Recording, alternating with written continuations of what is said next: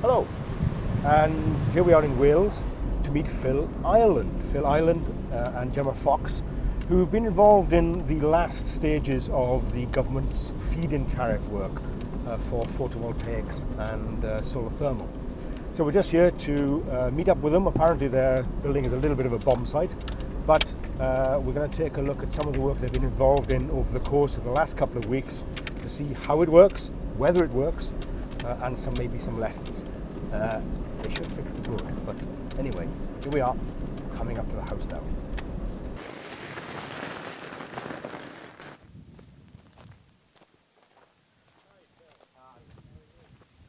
This programme takes a look at one couple's completion of a micro-generation project. Nothing remarkable about that, but they bought into the government's Feed-In Tariff, a financial inducement intended to encourage small-scale, that's less than 5 megawatt, low-carbon, domestic electricity generation. The government was specific. It asked small investors to participate in return for a guaranteed payment from an electricity supplier of their choice for the electricity they generate and use, as well as a guaranteed payment for unused surplus electricity exported back to the grid. So they can generate it for free, use it, and still get paid for it. A no-brainer. So, the story is this. The government revoked the feed-in tariff on the very day that Phil broke ground to construct this project. At that time, he had just 3 weeks to complete the entire scheme, or risk building a complete white elephant. It was the small size drama, I think.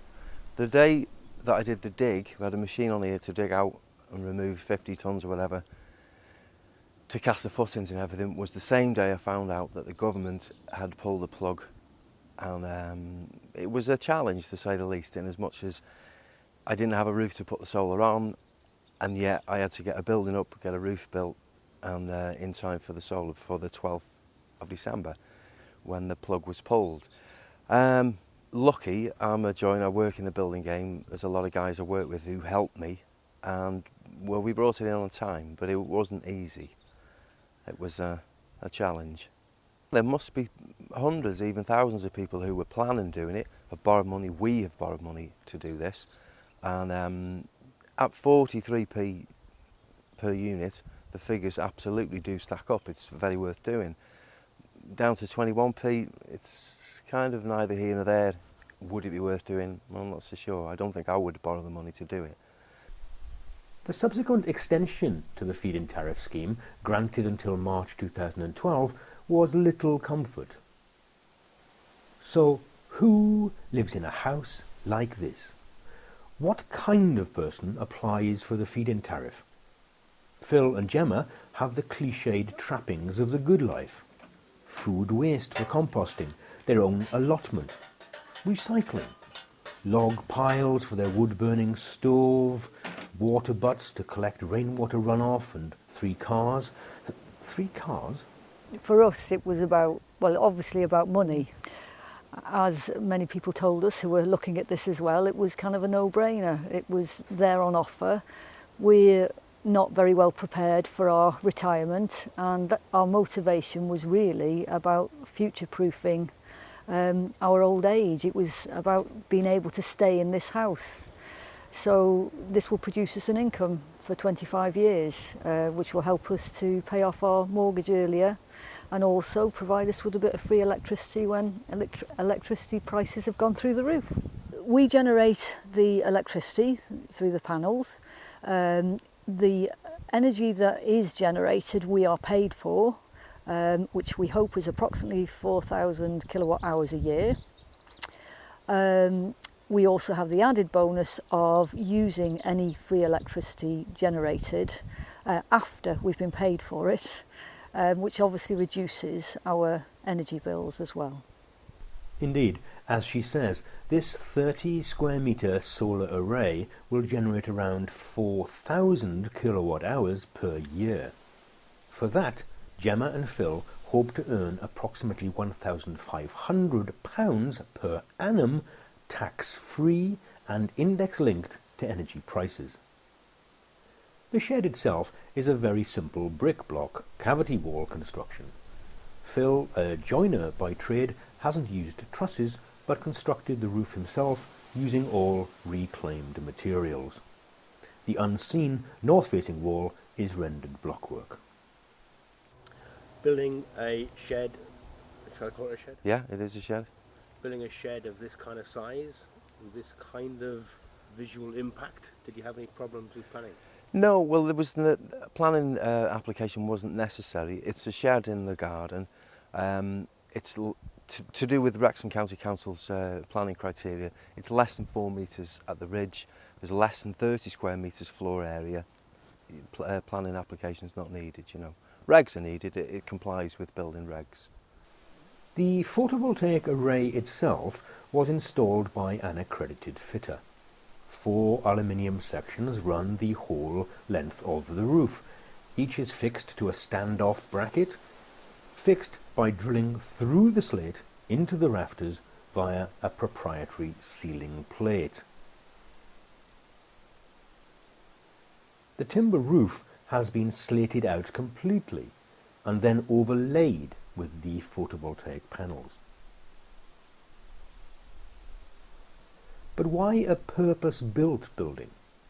The reason we built the building is firstly because our existing roof already has solar tubes on for hot water, and there wasn't enough space for us to put enough solar panels for us to generate electricity worth doing. So that was the main reason, but also we've been talking about putting a shed up in the garden to be a little bit more productive with our vegetable growing. What's the payback time for you?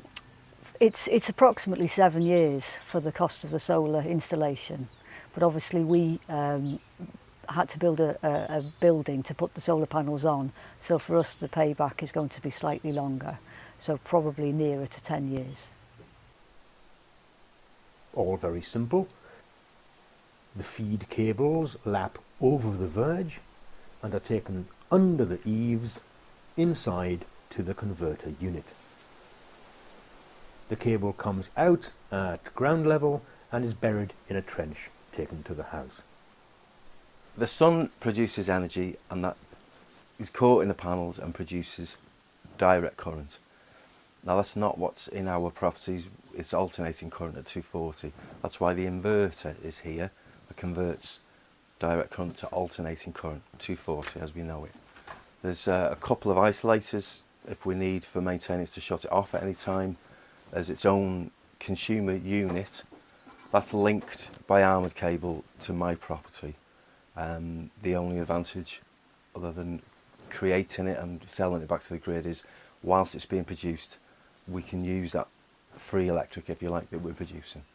We get a reading on the meter what you're producing per day.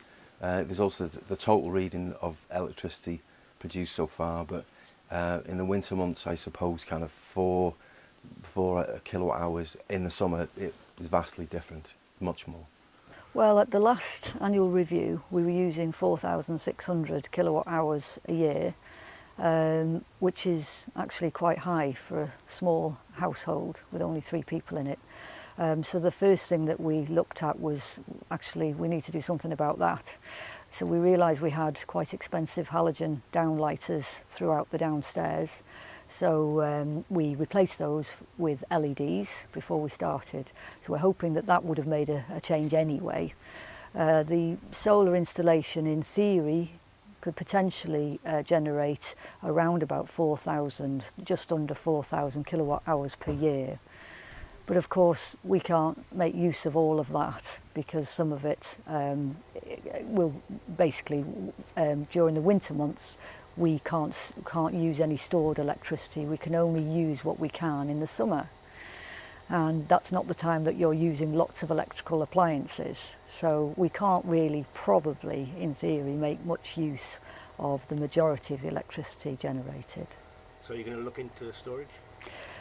Not in the near future, because I think that's expensive, or so we've been told.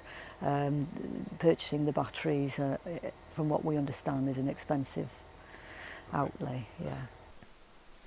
So there you have it. At the original tariff, the energy supplier pays 43 pence for each kilowatt hour of electricity that Gemma and Phil generate. They get a further 3.1 from the supplier for each kilowatt hour exported back to the grid. Not bad, even if it did cause headaches over the deadlines. Wales, God's own country. Even though the weather can sometimes take a turn for the worse.